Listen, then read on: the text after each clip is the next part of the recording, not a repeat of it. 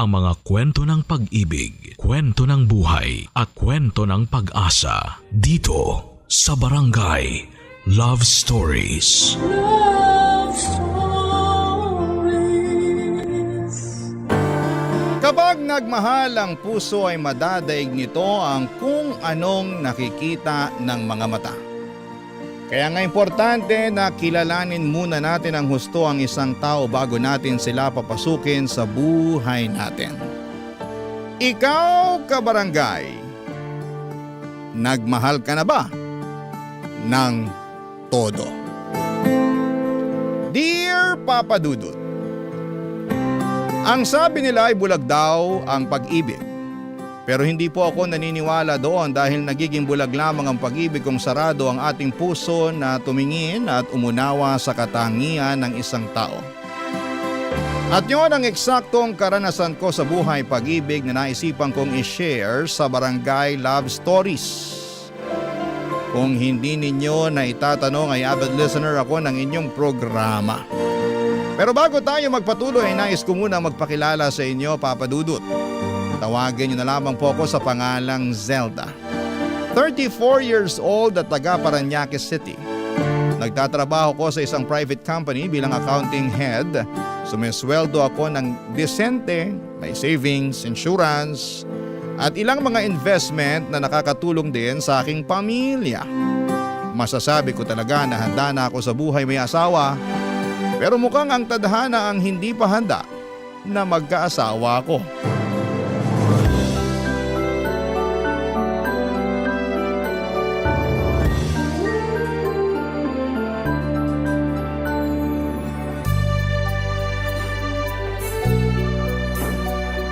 Real? Grabe naman yun.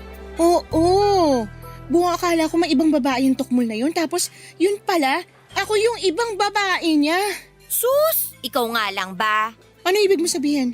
Sa itsura pa lang kasi ng tukmol mong ex-boyfriend, babaero na talaga siya. Kaya naisip ko, bukod dun sa legal girlfriend niya, marami pa kayong side chick niya. Ay, ngayon ko lang napag-isip-isip na baka nga tama ka. Baka hindi lang ako kasi marami pa kami. Oo, itsura pa lang nun di na talaga mapagkakatiwalaan eh. Oh, grabe ka naman. Binasi mo talaga sa itsura ng tao. Don't get me wrong. Gwapo naman yung ex mong tukmol pero ewan kasi nung unang kita ko pa lang sa kanya, kumulo ng dugo ko eh. Pero syempre, quiet na lang ako kasi tanda ko may period ako noon. Baka nga sign na yun na di talaga katiwa-tiwala yung lalaking yun kasi kita mo ginawa niya sa'yo, hindi mo yun deserve. Hindi talaga kasi gusto ko lang naman na makakilala ng matinong lalaki na magiging boyfriend ko. At kapag pinagkaloob ng Diyos ay magiging asawa ko na rin. Alam mo yan, gustong gusto ko na mag-asawa. Oo naman. Alam ko kaya nga bilib na bilib ako sa iyo kasi kahit marami ka ng heartbreak na pinagdaanan, umaasa ka pa rin na makakatagpo ng matinong lalaki. At bilang BFF mo, hindi naman yung gusto kong mangyari sa'yo, no? Sa ganda mong yan, sa talino at mga skill na meron ka, wife material talaga. Kaso tinamaan yata ng kamalasan tong BFF mo eh. Kasi hanggang ngayon wala pa rin ako nakikilalang matinong lalaki. Hayaan mo, darating din si Mr. Right. Basta wag ka lang sumuko na kumilala. Isipin mo na lang na God's redirection yan. Kahit na sa ngayon mapapatanong ka talaga kung bakit hindi ka pa nakakatagpo ng matinong lalaki. Mas okay na rin yan kesa magsettle ka sa manloloko at hindi mo deserve. Pero napapaisip pa rin ako. Anong iniisip mo? Kung anong pakiramdam na mahalin ng seryoso. Pakasalan ng lalaking mahal mo at bumuo ng pamilya kasama siya. Naku, hindi ko rin alam kasi kahit ako napapaisip eh. Bakit? Sa ating dalawa ikaw tong pinakamatagal na sa relasyon. Oo nga, pero ewan. Anong ewan? Ewan, I don't know. Oy, may hindi ka sinasabi sa akin. Share mo na habang hindi pa lumalamig tong kape ko. Siguro may problema kayo ng boyfriend mo, no? Nag-away kayo? Hindi, pero baka tama ka na meron nga kaming problema. O ako lang kasi mukhang okay naman siya eh. Okay saan? At ano ba kasi yun? Sa setup ng relasyon namin, di ba ang tagal-tagal na namin. Pero hanggang ngayon, di pa rin niya ako mayayang magpakasal. Ewan ko, pero napaisip tuloy ako kung kontento na lang siya na nagli-live-in kami o baka may iba siyang kinalulukuhang babae kaya hindi niya ako mapakasalan. Sobra naman yung huli hindi ko naman naisip na magagawa sa'yo yun ng boyfriend mo. Ako rin naman, pero di ko lang napigilang mapaisip. Baka yung unang dahilan pwede pa. Kaya, payo ko, mag-usap kayo, ha? Sabihin mo na gusto mo na mag-level up kayo sa relasyon nyo. Tanungin mo kung may plano ba siyang pakasalan ka kasi matagal na rin kayo at hindi na kayo bumabata, no? Kung magbibibi kayo, baka mahirapan ka na kamo. Buti sana kung siya yung magbubuntis at manganganak. Ayun na nga. Basta mag-usap kayo. Naniniwala naman ako na walang gusto tang di maayos ng mabuting usapan. Thanks, Beshi. Gagawin ko sinabi mo. Pero paano naman yung sayo? Kaka-break mo pa lang, di ba? Wala namang kaso yun. Ikaw na may sabi na baka nilalayo lang ako ni God sa mga lalaki na hindi mabuti para sa akin. Marami pa naman dyan. Hindi ako titigil sa paghahanap hanggang matagpuan ko na si Mr. Right. That's the spirit. Papadudot maganda naman ako. Hindi ko ito sinasabi bilang pagmamayabang kundi bilang babae na may mataas na kumpiyansa sa kanyang sarili. Sa kabila ng lahat ay palagi pa rin akong naloloko at iniiwan ng mga naging boyfriends ko. Kaya nga tumungtong na lamang ako sa edad na 34 ay single pa rin po ako. Napatanong tuloy ako sa aking sarili kung hindi ako kaseryoso o talagang marami lang ang mga lalaking siraulo at manloloko. Ano man ang dahilan, sa dalawang yon ay hindi na ako natutuwa sa estado ng love life ko. Buti na lamang at nandyan si Candy para mapagkwentuhan ko. Hindi nagtagal ay kumalat sa opisina namin na single na ako kaya bigla na lamang dumami ang mga lalaki na nagpapapansin sa akin. Isa na nga doon ang manager namin na matagal na akong kursonada. Pero hindi ko siya tipo papadudot kahit na mabait naman siya at single. Bukod sa kanya ay marami rin ang mga sumubok na pormahan ako pero sa kadahilan ng hindi ko alam ay mas natuon ang aking pansin kay Kokoy, driver at messenger sa kumpanya namin. Panay kasi siya pa-cute sa akin kapag dumadaan sa cubicle ko. Pero kilala ko naman siyang magalang at mabait na tao.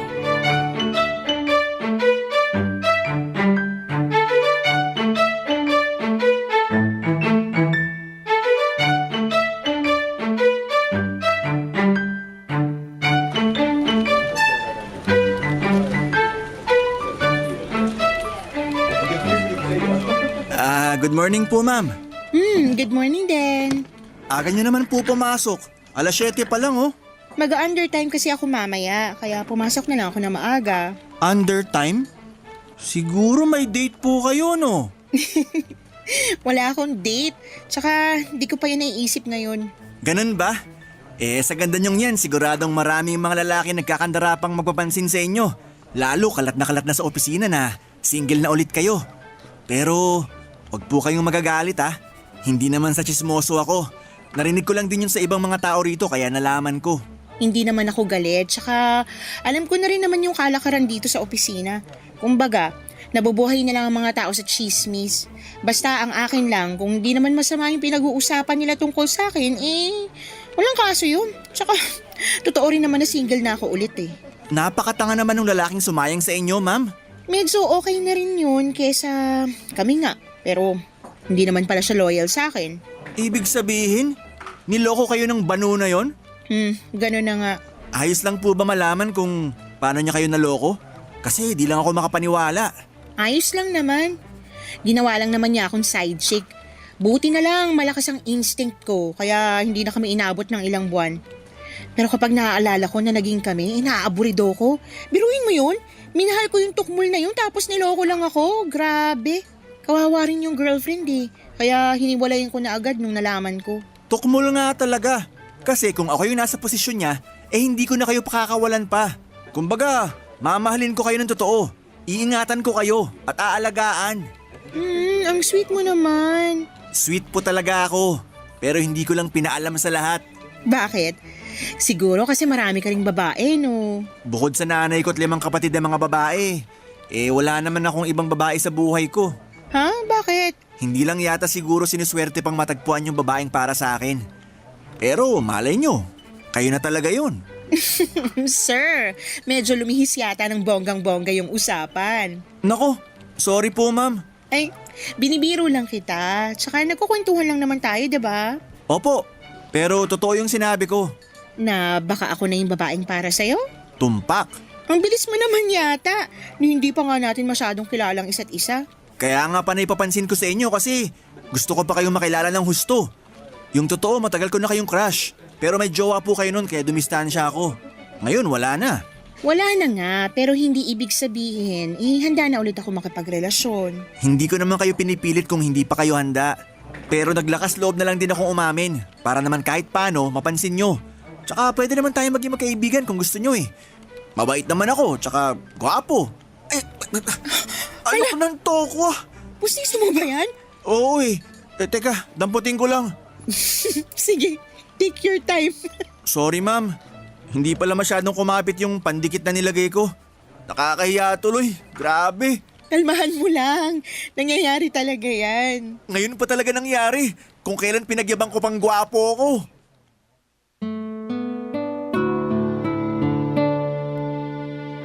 Papadudot gulat na gulat ako noong nalaglag ang pustiso ni Kokoy at nakita ko ng husto ang pagiging bungal niya. Bali bungal ang dalawang ngipin niya sa harapan at taas na bahagi. Pero sa kabila ng lahat ay pawang kaaliwan lang ang naramdaman ko. Hindi ako na-turn off kay Kokoy dahil hindi ako ganong klase ng tao. Hindi nga ako mabilis ma-offend. Saka hindi naman niya kasalanan kung bakit kulang-kulang ang ngipin niya. Pagkatapos ng insidenteng yon ay naging biru-biruan na lang namin ni Kokoy ang pagiging bungal niya. At simula noon ay mas naging confident siya na makipag-usap sa akin nang hindi na sinusuot ang kanyang postiso. Dahil maluwag na rin yon at hindi na rin akma sa kanyang gilagid. Nagsabi na lamang siya na pagsisikapan niyang mag-ipon ng pera para makapagpagawa ng bagong postiso. Bagay na sinuportahan ko habang nagsisimula ang mabuti naming pagkakaibigan. Barangay Love Stories. Barangay Love Stories. Papadudo tulad ng sinabi ko ay naging magkaibigan kami ni Kokoy at lalo kaming naging close sa isa't isa. Ewan pero aminado akong nagwapuhan na rin ako sa kanya dahil palatawa siya. Kengkoy at may sense of humor. Pero maalalahanin, masipag at mabait na tao. At kahit na kulang-kulang ang kanyang ngipin ay hindi yon naging dahilan upang bumaba ang pagtingin at pagrespeto ko sa kanya bilang tao. Single si Kokoy at sinabi niya sa akin na wala pa siyang napapasagot sa mga nililigawan niya noon kasi nadidismaya raw sa pagiging bungal niya. Kaya nga pagkatapos niyang mabasted, 1 taon na ang nakakalipas ay tumigil na siya sa panliligaw. Nag-focus na lamang siya sa sarili at pagtulong sa pamilya niya, lalo na at breadwinner din siya. Sobra kong humanga kay Kokoy at sa katatagan ng loob na pinakita niya sa kabila ng mga kabiguang naranasan niya sa buhay. Mas lalong tumaas ang tingin ko sa kanya at mas naging kaakit-akit siya sa aking mga mata. Hindi nga nagtagal ay nanligaw sa akin si Kokoy at kinuwento ko yon kay Candy Papadudot.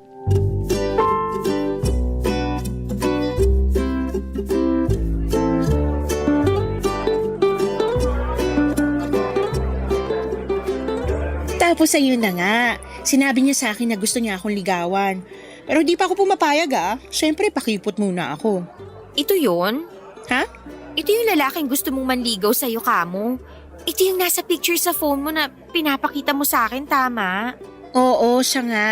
Tsaka may pangalan yung tao. Ano nga ulit yung pangalan niya? Kokoy? Cristopero pero palayaw niya Kokoy. Cristopero? Ang kulit ng pangalan niya. Pangalan ng tatay niya yun. Tsaka wag mo naman pagtawanan. Hindi ko lang mapigilan eh. Mukhang nilaro saka ngayon lang ako nakarinig ng ganung pangalan. Medyo kakaiba. Kahit na. Makatawa ka wagas. Kita ko pangalang alam mo. Grabe siya pero sorry Kahit tong mukha nung Kokoy natatawa ako Saka seryoso ba yan? Lakas ng loob ngumiti kulang-kulang naman yung ngipin. Candy naman. Bakit ba? Sa natatawa talaga ako. Hindi naman niya kasalanan na kulang-kulang ngipin niya. Hindi nga, pero seryoso ka ba na nanliligaw sa'yo to? Oo nga.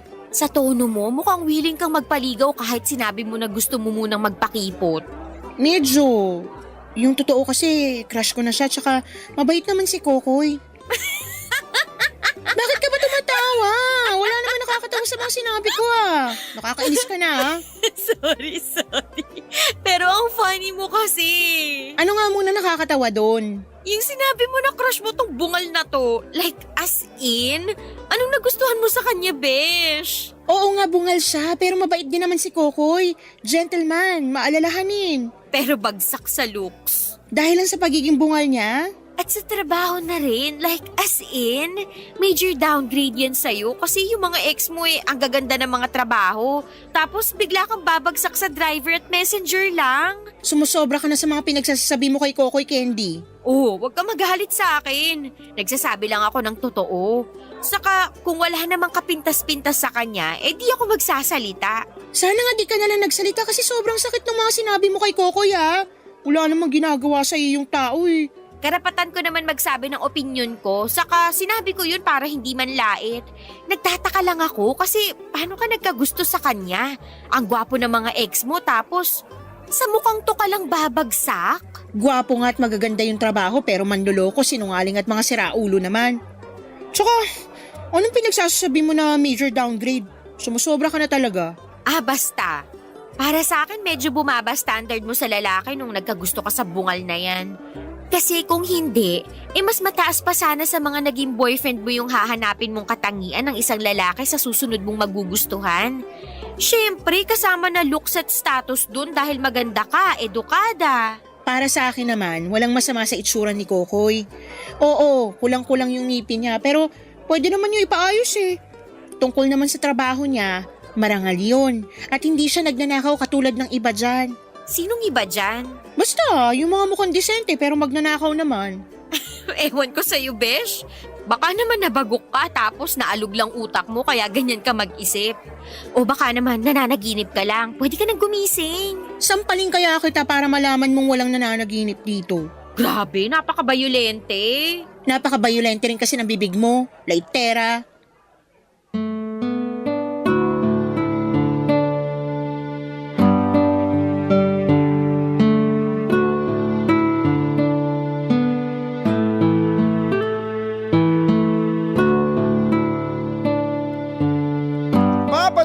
Hindi na bago sa akin ang pagiging matabil ng dila ni Candy dahil kilala ko siyang prangka. Pero nagulat pa rin ako sa pagiging laitera niya. Sa dinami-rami ng tao, siya pa talaga na best friend ko ang mangiinsulto sa lalaking nagugustuhan ko. Sa abot ng makakaya ko ay inunawa ko ang sentimiento niya. Totoo na ang mga naging ex-boyfriend ko ay may ganong klaseng trabaho. Pero hindi pa rin yon sapat na dahilan upang ikumpara niya si Kokoy sa kanila. Saka nagtatrabaho siya ng marangal at wala namang masama doon. Kaya nga aminado akong sumama ang loob ko kay Candy dahil sumobra siya sa kanyang mga limitasyon. At bilang adult ay sinabi ko yon sa kanya upang tawagan siya ng pansin. Bagay na hindi naman niya minasama kaya agad siyang humingi ng paumanhin.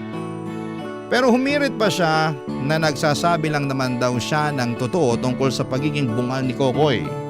At hindi nito kagwapuhan kung ikukumpara sa mga ex-boyfriend ko. Hinayaan ko na lamang si Candy sa kung ano ang nakikita ng kanyang paningin basta ako ay nag-focus na lamang sa nakikita ng aking puso. Besides, buhay ko pa rin naman ito at ako pa rin ang magdedesisyon kung papapasukin ko si Kokoy. Pero wala rin naman kasing dahilan para hindi dahil pinatunayan niya sa akin na karapat dapat ko siyang sagutin. Kaya hindi nagtagal ay naging magkasintahan kami ni Kokoy, Papa Dudut.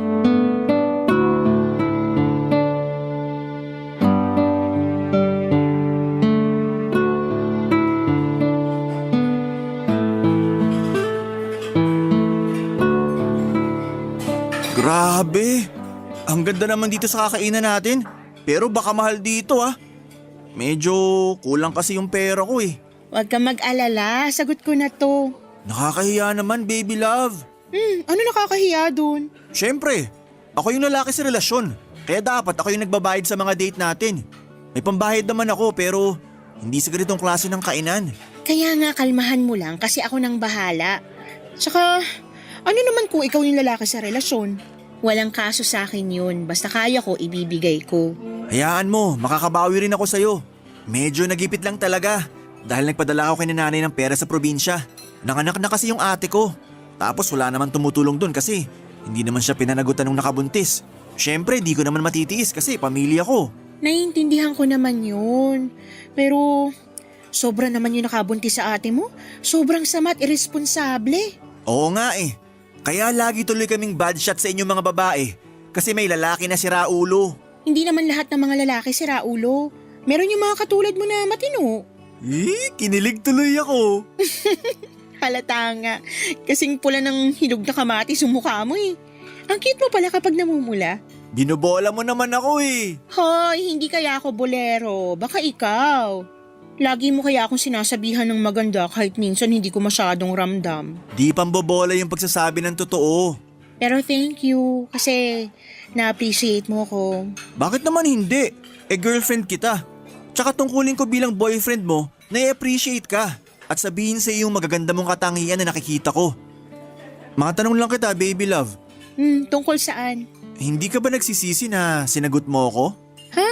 Bakit mo naman natanong yan? Sagutin mo na lang. Napaisip lang ako. Hindi. Bakit? Kasi ganito lang ako. Anong ganyan ka lang? Sakto lang. Hindi ka gwapuhan. Hindi malaki yung sweldo. Kung ikukumpara ako sa mga dati mong nakarelasyon, walang wala talaga ako. Lamang na lamang sila sa akin ng 10 paligo. Tapos bungal pa ako. Kaya tagilid na talaga. Unang-una, hindi issue sa akin yung pagiging bungal mo. Pangalawa, wag mong ikukumpara ang sarili mo sa kanila kasi hindi totoo yun. Para sa akin, gwapo ka at higit sa lahat, mahal kita. Kaya wag mo nang uulitin yun ha. Okay. Ayan, ganyan nga. Pero hindi ko pa rin talaga mapigilang isipin na lamang sila sa akin ng 10 paligo kasi kulang-kulang ang ngipin ko. Sigurado na mas gwapo pa ako sa kanila kundi ako bungal. Tungkol sa bagay na yan, may naisip ako. Ano yun? Naisip ko na pwede naman kitang pagawa ng pustiso para mas tumaas yung kumpiyansa mo sa sarili mo. Alam ko plano mo nang magpagawa pero laging napopostpone dahil sa iba mo pang responsibilidad sa inyo na mas kailangan mong unahin. Kaya nga, hayaan mo ko na tulungan ka na makapagpagawa ng bagong pustiso. Sobra-sobra naman yata yun, baby love. Paano naging sobra-sobra yun? Sige nga. Kasi ako… Kasi ikaw yung lalaki sa relasyon. Kung yan na naman ang sasabihin mo wag mo nang ituloy. Tsaka ako naman yung nag-alok. Hindi to utang o ano. Regalo ko to sa'yo, kaya tanggapin mo na lang. Sige ka. Pag di ka pumayag, magtatampo ko. Hala, wag! Sige, payag na ako. Tinatanggap ko na yung regalo mo. Ayan. Magpa-schedule na tayo agad sa kakilala kong dentist. Magaling yun. Tsaka di kalidad gumawa ng pustiso. Sigurado magiging swak na swak sa'yo. Papadudot kitang-kita ko ang pag-aalinlangan sa mga mata ni Kokoy nang sabihin kong ako na ang magpapagawa ng postiso niya. Pero inassure ko siya na walang kaso yon dahil girlfriend naman niya ako at napapayag ko si Kokoy kaya excited na kaming pareho para sa unang appointment niya sa dentista. Bukod sa bagong postiso ay binabrace rin namin ang mga sungki niyang ngipin sa ibaba. At habang ginagawa pa ang pustiso niya ay panay ang pasasalamat sa akin ni Kokoy. Kung tutuusin, ay hindi naman talaga mura ang magpakonsulta sa dentista dito sa Pilipinas. At karamihan ay natatakot pa kasi nahihiya sila. Kaya mas pinipili na lamang nila na huwag magpatikin. Pero importante na regular tayong nagpapakonsulta sa dentista upang mapangalagaan ang ating mga ngipin. Hindi nga nagtagal ay nakuha na namin ang bagong pustiso ni Kokoy at noong sinuot niya yon ay pinakita sa akin. Sabay ngiti ay lalo akong na-in-love sa kanya. Isa lang ang masasabi ko. Papadudot, lalo siyang gumwapo sa aking paningin. Barangay Love Stories. Barangay Love Stories. Papadudot dahil sa bagong pustiso ni Kokoy ay hindi na kulang-kulang ang kanyang ngipin. Mas tumas din ang kumpiyansa niya sa sarili. Bagay na kinatuwa ko naman ng husto. Siyempre proud ako sa boyfriend ko kaya nga hindi lang pustiso at brace ang ibinigay ko sa kanya dahil sa katuwaan ko. Nang mga sumunod na linggo ay nasira ang cellphone ni Kokoy kaya naman sinabi kong bibilhan ko siya ng bago. At hindi lang bago dahil mamahalin at upgraded version niyo ng nasira niyang cellphone. Tuwang-tuwa tuloy ang boyfriend ko at labis ang pasasalamat sa akin. Habang tumatagal, ang aming relasyon ay natuto na rin po akong humiram ng pera sa akin natuto na rin humiram ng pera sa akin si Kokoy at ang kadahilanan niya ay palagi siyang nagigipit. Kasi maliit lang naman talaga ang sweldo niya bilang driver at messenger. Alam ko yon kaya hindi na rin ako nagdalawang isip na pahiramin siya. Kaso po'y dumalas ng dumalas hanggang sa magtaka na ako. Isa pang napansin ko ay ang pagkawala ng oras sa akin ni Kokoy dahil masyado na siyang abala sa kanyang cellphone. Lagi niyang dinudot-dot yon at kapag gusto kong tingnan ay iniiwas niya. Nabother na ako kaya naman kinompronta ko siya. Nagkasagutan pa nga kami papadudot hanggang sa inagaw ko ang kanyang cellphone at tiningnan yon. Doon ay napunta ako sa isang application at meron akong nalaman. Dahilan para kumulo ng husto ang aking dugo.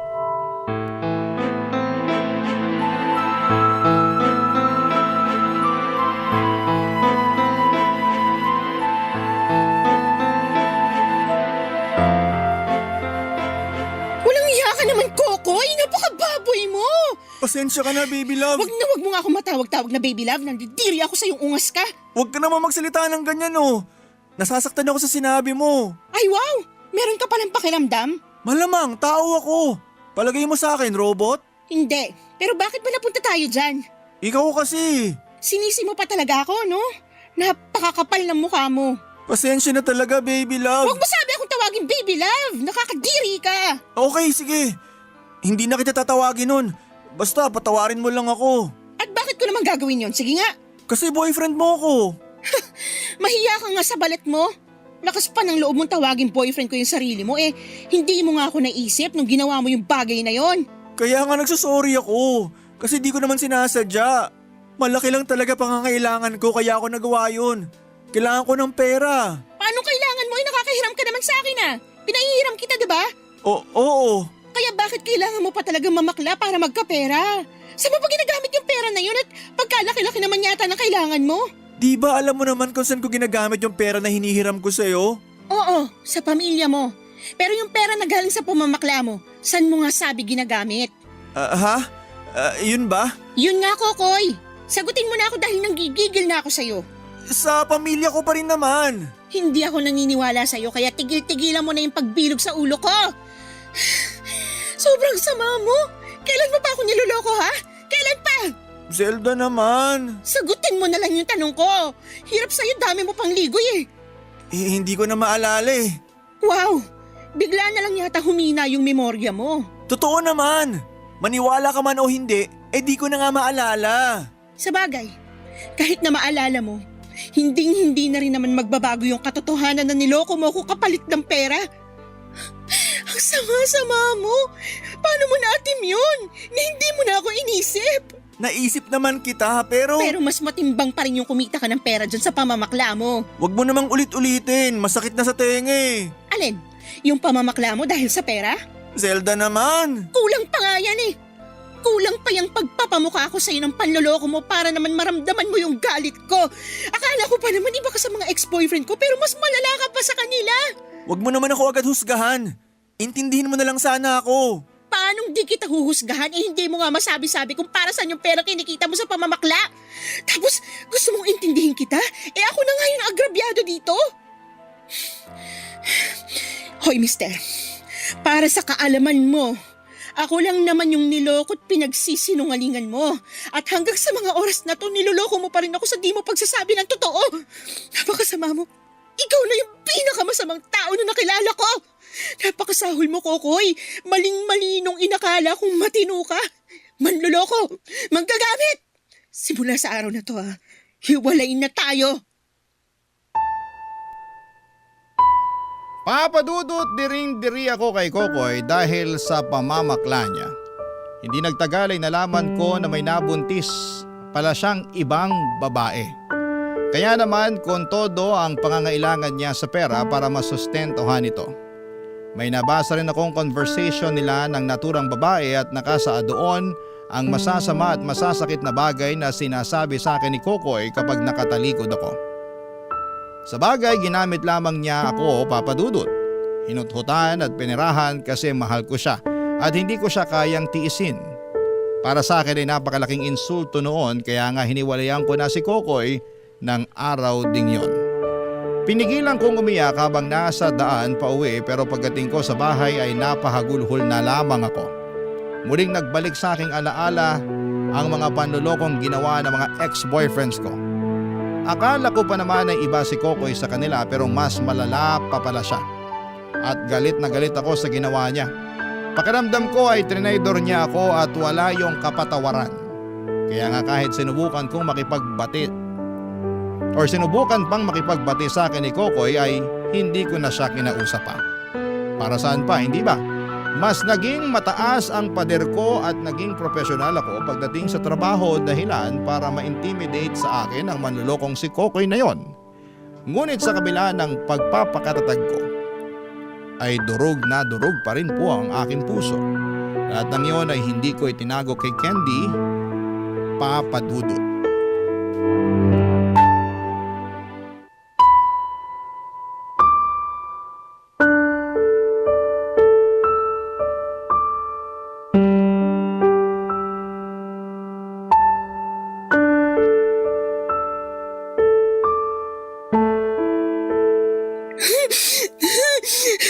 Ang kapal na mukha niya, di ba? Hindi lang makapal kundi pangit pa. Grabe, hanggang lalo ko nalalaman yung mga panloloko niya sa'yo. Mas tumitindi yung galit ko sa bungal na yun. Hindi na siya bungal. May pustiso na siya. Bungal pa rin siya at hindi na magbabago yun, no? Saka ayun na nga, pinagawan mo na nga ng pustiso, pinabrace mo pa yung sungki niyang ngipin, tapos nakuha ka pang lukuhin. Napakawalang ya talaga ng lalaking yun. Ewan ko. Hindi ko alam kung paano niya nagawa sa akin eh. Ginawa ko naman lahat na makakaya ko para tulungan siya at suportahan sa mga bagay na ginagawa niya. Hindi lang tulong at suporta yung binigay mo sa kanya kasi kulang na lang saluhin mo siya. Naloka nga ako sa'yo, Beshi. Kasi naging instant sugar mommy ka ng baliw na yun. Wala naman sa akin yun eh. Anong wala? Ang dami mo nang tinulong sa damukol na yun. Tapos wala. Kung kukwentahin ko yung mga pera na nabigay mo sa kanya, baka maloka na ako sa dami. Wala nga sa akin yun. Kasi ako naman halos yung nag-alok nun sa kanya. Pero nitong mga nakalipas, siya na mismo nangungutang sa'yo, di ba? Oo. Kasi meron na palang nabuntis na ibang babae ang ungas na yon. At kaya pala halos kumapit sa patalim, masustentuhan lang yung mag-ina niya. Yun nga yung kinakagalit ko. Kahit ako magagalit kasi sobra-sobra yung ginawa niya. Kumbaga, 2 beses kanyang pinagtaksilan, niloko at paulit-ulit na binibilog yung ulo mo. Hindi ko akalain na meron palang tao na ganyan ka-demonyo.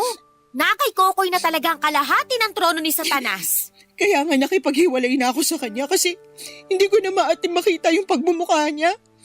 Nandidiri ako pag naalala ko lahat ng ginawa niya sa akin. Dapat lang naman talaga nahiwalayan mo siya, pero yun na yun. Anong ibig mong sabihin? Like, yun na yun. Paano na lang yung mga utang niya sa'yo? Sige nga. Ewan ko kung mababayaran niya pa yun kasi gipit na nga siya sa pera, di ba? Kaya niya rin nagawang kumapit sa patalim. Wow. Wala ka namang pakialam doon kasi siya naman gumawa ng sarili niyang ikagigipit sa pera. Kung hindi sana siya naging makati at nakontento na lang sa'yo di masaya sana kayo. Kaso baliw siya Kaya dapat lang nasingilin mo siya. Hindi mo na dapat problemahin yung problema niya. Baka kasi lalong sumakit yung ulo ko kung sisingilin ko pa siya kaya nga naisip ko na hayaan na lang yung mga utang niya. Wow, ulit! Ibang klase ka, Beshi. Ano ka, charitable institution? Candy naman Alam mo, naiinis ako sa'yo. Ikaw na nga yung niloko at ginamit, tapos napakabait mo pa rin. Ang swerte sa'yo ng bungal na yun. Hindi na nga siya bungal, may pustiso na siya. Bakit ko sa pustiso niya? Teka, may naisip ako para kahit paano makaganti ka sa mokong na Kokoy na yun. Ano? Bawiin mo yung pustiso niya.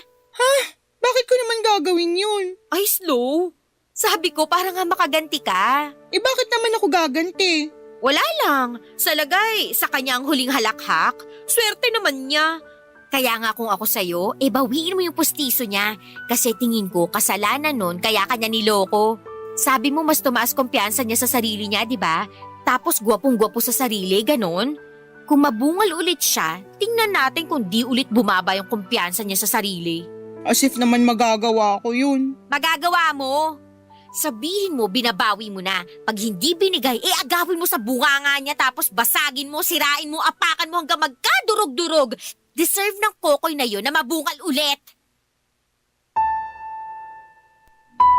Papadudot ramdam ko ang matinding galit kay Candy habang sinasabi niya mga katagang yon. Pero ewan ko kung magandang ideya na bawiin ko pa ang pustiso ni Kokoy matapos ko yung ipagawa para sa kanya. Pangalawa ay nasa bunganga pa niya. But to be honest, naisip ko nga na magandang ideya yon para naman kahit papaano ay makaganti ako sa kanya kasi kilala ko ang sarili ko na hindi ganong klase ng tao. Ang gusto ko na lang ay tuluyang putulin ang ugnayan namin ni Kokoy at magkaroon ng peace of mind. Kumbaga karma na lamang ang bahala na maghiganti sa kanya. Sa kasalukuyan ay patuloy akong nagmo-move on. Hindi pa rin nawawala yung sakit na dulot ng ginawa sa akin ni Kokoy. Pero malaking bagay na hindi na kami magkatrabaho sa ngayon para unti-unti akong makausad at makalimot. Natanggal kasi siya sa pinagtatrabahuhan namin dahil sa patong-patong na violations. At nung kinuwento ko yon kay Candy ay tuwang-tuwa ang gaga kong kaibigan. Pero ewan ko ba sa sarili ko kung bakit ako naaawa kay Kokoy, lalo na at wala na siyang trabaho at meron pang sinusustentuhan. Kaso, alam ko rin na labas na ako doon at dapat ay wala na akong pakialam sa kanya. Ang tanong ko lang sa mga kabarangay natin ay ayos lang ba yung paraan ko ng pag-move on o dapat ginawa ko yung suggestion ni Candy para makaganti ako kay Kokoy? Dapat ko bang ipakuha ang postiso na suot-suot niya? Aminado ako na may gabi na dinadalaw ako ng mga what ifs sa buhay ko. At kasama na nga doon yung makapaghiganti sa ex-boyfriend ko. Ewan, sana'y matulungan at mapayuhan ako ng mga kabarangay natin. Hanggang dito na lamang po ang sulat ko. Papa Dudut, maraming salamat kung mapili po niyo itong i-air sa inyong programa. Number 1 po kayo sa puso ko and God bless sa inyong istasyon. Ang inyong forever kapuso at kabarangay, Zelda. Nalilito pa rin sa live ang ating kabarangay. Ano kaya ang maipapayo mo sa kanya? Ibahagi mo yan sa ating comment section para mabasa rin niya.